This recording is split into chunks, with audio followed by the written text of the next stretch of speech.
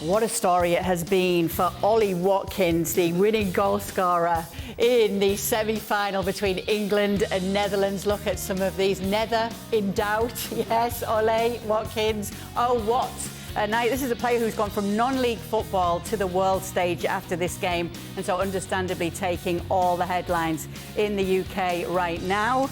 Just taking a look at the odds, not to burst the England bubble of good feeling, but Spain are the favourites heading into the final on Sunday. I'm sure Craig Burley is thrilled to see that England aren't the favourites. Of course he is. Of course. I think it's been questionable all the way through. We've got Jurgen and Mark still with us. I mean, it was a total head-scratcher all the way. ESPN bet all the way through the bookies. England are still... Why? How? But actually, they got a little... In that Holland game, you know, we saw glimpses of the old England, how we know they can play, but I think everybody would agree Spain have been the team in this tournament. So humour me, right? We saw some glimpses of how they can play. Is that because they were playing against the Dutch side who came out to play and weren't sitting back? Is that maybe a little boost of confidence knowing that Spain will come out to play them? That they might be able to do what they want to do? This Holland side are mediocre by past Holland sides standards, and this Spain side, I'm not the 208, 210 and 212 standard for sure, but they're a damn good side. So there's nothing within the Holland performance that's really going to prepare England for the Spain performance. We know exactly, we talked about it yesterday. There's no curveball here from Spain. We know probably pretty much what the team will be. We know they'll play 4-3-3. We know they'll have two wide men, three guys in the middle of the park, and Danny Olmo will make runs to try and get up and support. So there is no curveball here. It's how can England deal with it. And I don't think there'll be any curveballs from England because Gareth Southgate usually picks the same side. They cannot be comfortable in their minds right now because France, and we put that ahead of anything, were very solid defensively. They scored the first goal. You say, oh my God, that's not good for Spain because France, they're very good and very solid. They came back in 10 minutes. They scored 2 goals. It says a lot about their confidence, their skills, the way they prepared by De La Fuente. It's going to be a big task for the English. Jurgen, let me ask you what you made of Gareth Southgate taking Harry Kane off. Obviously, it came a bit later, as we've come to expect in these games, but it must have taken a lot of guts. It paid off, though, with Ollie Watkins coming on. How difficult is it as a coach to make a decision like that? Obviously, it's difficult because if it doesn't work out and you lose the game, then everybody will question you and gets back to you. But I think it's courageous, and I think he's trying to do different things at different moments in time. Hopefully, they work out. In this case, now with Ollie Watkins coming in and scoring that beauty of a goal is fantastic. You look like a genius when you are the manager and do something like that. I think the English side is in the tournament now. Better late than never. And obviously, we totally agree that this Spanish side is the best team of the tournament so far. But this actually doesn't matter anymore on Sunday night. On Sunday night matters only the momentum. If you understand the momentum, and I think that England just came back right in time for this special game on Sunday night, and I see a good chance for England to bring that trophy home. I'm not sure there's been that much pressure on Southgate, really, with Kane. I mean, in previous games and previous years, yes, but he's been... Because of his form. He's been so poor and so... He looks so heavy-legged and lethargic that it's been quite obvious, actually, particularly as the games have wore on. It's not like the journalists like Augie are waiting to, jump on him for taking Harry Kane off. I think most of the journalists sitting watching the game are thinking, we need to get Harry Kane off, so... It's just sort of the way that it's panned out for him, whether it's fitness or not. They've talked about it. I don't know. But he hasn't looked himself. But guess what? And Maka talked about it yesterday. He'll be the first name on the team sheet at the weekend again. But he is, for sure, he is labouring at the moment. Mark Ogden was at the game in this one. What stood out to you, Mark? Anything that stood out from being there that maybe we would have missed? Not just to echo Craig's point about, taking Kane off. I think from 60 minutes onwards, it was fairly obvious that Harry Kane was struggling. And there's a 20-minute period where the Dutch got a lot of momentum and it really could have gone the other way. So the point was that Southgate probably should have made the substitutions a bit quicker, but he held his nerve and he left it late. But, I think John Stones played really well for me. I thought John Stones stood out last night. I think he had a great game. Kyle Walker as well. And I think England's defence has gotten to this point. You know, they haven't been convincing going forward, but defensively they've been pretty strong. Now, they haven't come up against a team that are as good as Spain. They've had a soft route to the final, it has to be said, and Spain will test them a lot. And I do wonder how they will be able to cope with Dani Olmo, where they're going to, who's going to pick him up, who's going to kind of drop into the space to pick him up. Because I thought Declan Rice was a bit laboured, maybe against the Dutch. So they've got a lot of problems to solve against Spain. But I do think that defensively England are strong. But this is a test that they haven't had yet, and it's a really big test.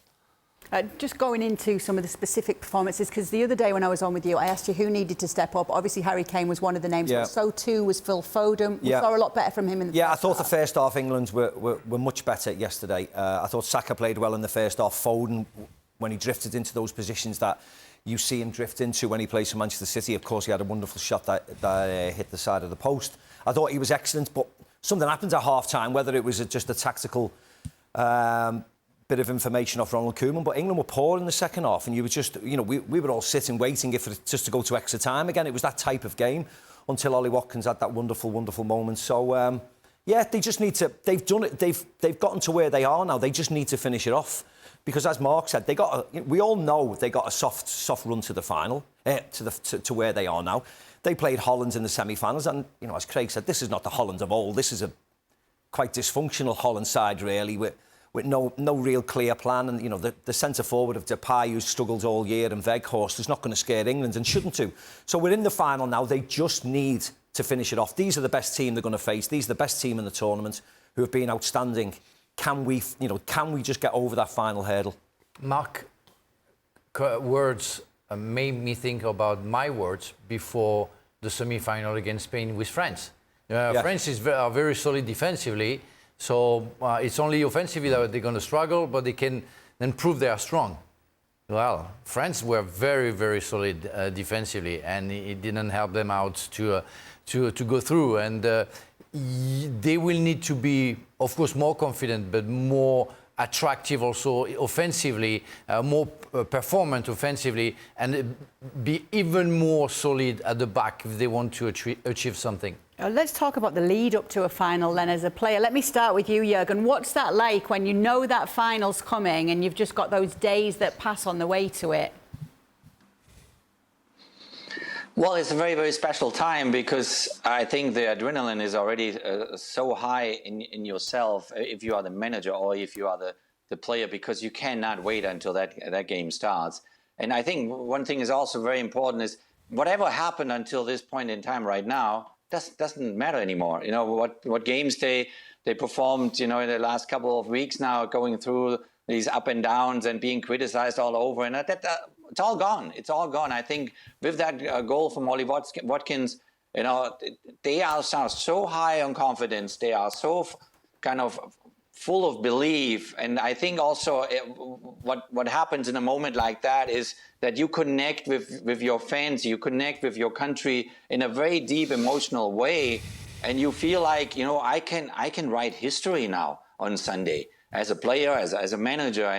And I think they're going to take this all in now, and you will see an England side on Sunday that will fight for their lives, and with a lot of energy. And obviously, maybe all agree that Spain played the best tournament so far, but they start 0-0 Sunday night. And I think, the English side learned a lot over the last couple of tournaments. They did a good tournament in Qatar. They were obviously very, very close with Italy 3 years ago at Wembley, and they went far in Russia as well. So they went now through those kind of approaches, through those days before such a big game. So they are so eager, they're so hungry to bring the trophy home. So I'm really positive about it, and I already forgot how they played the last couple of games. Glorious failure. We'll take glorious failure. Well, how come you never asked the Scotsman about what's it like playing in the finals? I could ask you all, to be honest, whether it's club or country, I could ask you all what that's like on the build-up to it, how you're feeling. Like, when do you put the last game behind you and start to focus on the next game? Oh, it'll be now, won't it, for England? Of course, they'll have celebrated last night, and rightly so, to get to the final. Wonderful, wonderful achievements. But now they have to focus on, the task at hand, and this is the big task, getting to finals. As Jurgen said, England have done that in the past. They just need to get over the line and win one. And Spain won't do anything different. They'll know exactly how Spain are going to play. They'll know the lineup. They'll know the players. You know, Rodri and Foden, the teammates, they will know each other inside out, and you just have to stop them. And it's easier said than done, because these are the favourites and the best team in the competition. But I've seen England beat Spain before, and you never know what happens. Whether it's a yellow card here, a red card there, a penalty there. So you need a little bit of fortune, of course you do, but they're in the right place at the right time. And you know, all they can do is go and give it their best. And you know, they're going to have to give it their best to beat this team. This is going to have to be their best game of this whole tournament if they're going to have to beat Spain. And of course, England have got that penalty phobia sort of out of the system a little bit. I mean, you could still lose in penalties and you could still miss one, but the confidence of actually getting over the line in that penalty shootout against Switzerland, which they did, and they all took some great penalties. So that sort of helps a little bit if the game starts to go deep and you start thinking about it, because, you know, they've got some positive memories from that. But, you know, how are they going to cope? I'm just intrigued how they're going to cope with these fast, pacey, young, wide players that Spain have. We know Walker's got all the experience in the world on that right side. If he plays, maybe Bukayo Saka plays a wing back again. How deep is he going to? Is he going to have to track Nico Williams all the way back, or is Kyle Walker going to shift out? How's Kieran Trippier, if he plays, going to cope with Lamine Yamal, who, you know, could arguably the best player in the tournament? He's going to be 17 when this game starts. Yeah, it's one a He's day. knocking on a bit. But what's their best hope then in that situation? What's the best case scenario for England? England? Well, look, England can pretty much match Spain, maybe not possession-wise for her 90 minutes, but look, Scotland beat Spain in the qualifiers. And this team is not infallible, the Spanish. Of course. But England have to have a better level, even from where they got to in the first half against the Netherlands. What England did in the other games, Slovakia, Switzerland, the group games, that will not suffice. If they play in that manner, I think they'll get taken apart.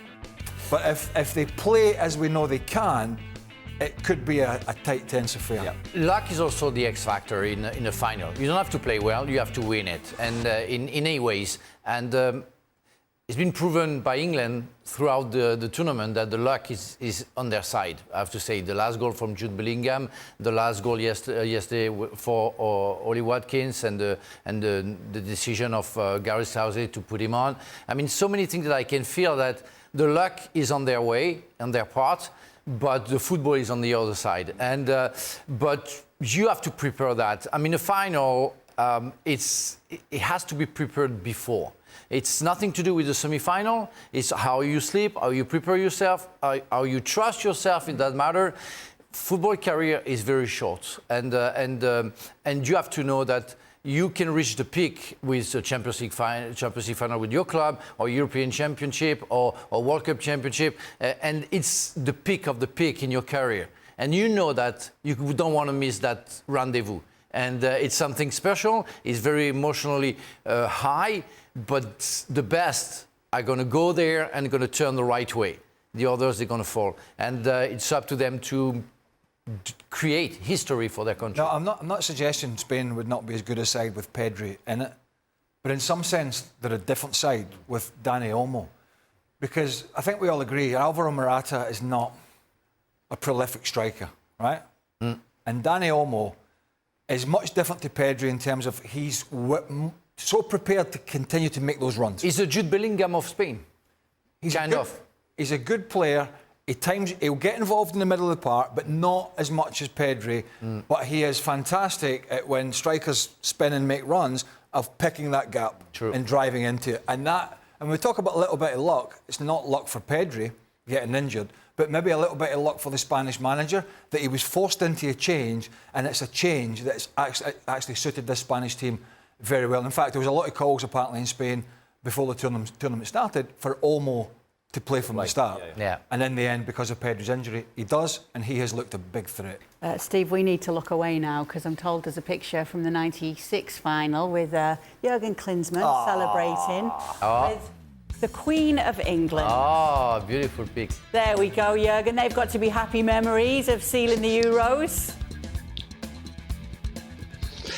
Yeah, absolutely. I mean, those moments are not coming back anymore. Those moments you carry with you the entire life. And if England, or obviously if Spain, if any player wins the trophy there on Sunday, he will carry that for the rest of his life, because it's just priceless. The experience that you have that experience then with your entire nation. You share it with family, friends, and everyone, and you will be always reminded when you travel somewhere and people tell you then where they were in '96, where they maybe at Wembley Stadium, where they in front of the TV or whatever they have done, and this is something that kind of makes football so beautiful, because it gives you those emotional moments. And I mean, I never forget, we'll be after the win, and then obviously in London, we flew back home for a reception in Frankfurt, and before landing, basically we looked left and right out of our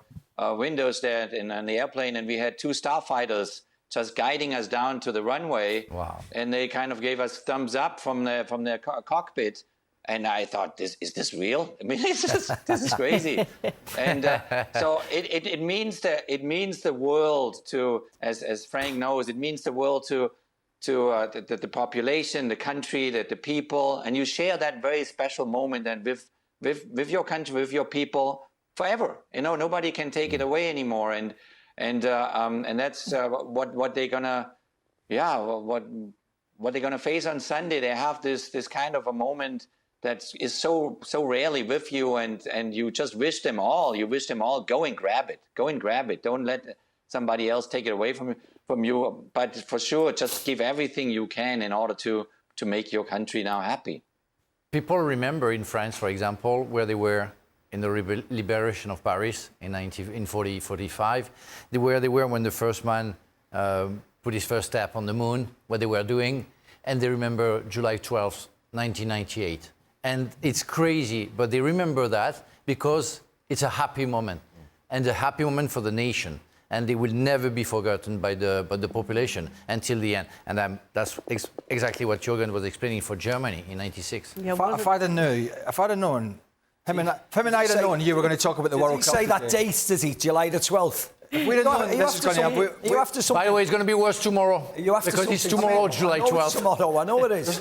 we wouldn't have come in today if we knew you were going to bring that World Cup. I'm not coming in tomorrow now on this. I mean, I've been here. Don't show your bitterness. You've not stopped piping on about this bloody World Cup. Bloody World Cup, He's actually doing a diversion so we don't have to dwell too much on 96. I know. I want to give you a little bit of salt of what England can feel tomorrow. Thank you. Sunday, sorry. Thank you, Frank. Thank you. But whatever. Very, very. I'm going to talk to the Spanish. There was a winning penalty shootout, though, back Very in generous. 96 for the English. It was what? There was a winning penalty shootout in 96. Oh, against the Spanish? Against the Spanish. Against the Spanish. Was you off the field? We didn't miss a penalty then, and we didn't miss a penalty against Germany as well. They scored 5 out of 5 both times.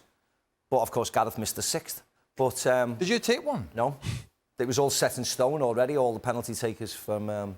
Because most of them were penalty takers. You were glad about that, weren't you? How come with your technique and everything you didn't get those penalties? Wasn't trusted, Frank. Was not trusted. I understand. Frankie. Deschamps de Saïd. He went to the back. I was terrified, Frank, and ran away. Did you watch the final, though, Macca? 96? Yes, I did. It was the golden goal final, or the silver goal, whatever it was called back then, didn't it? Yes, of course I watched it. Yeah, I left straight away the day after we were knocked out by Jurgen's side, and I just went home. But yes, of course I watched the final, yes.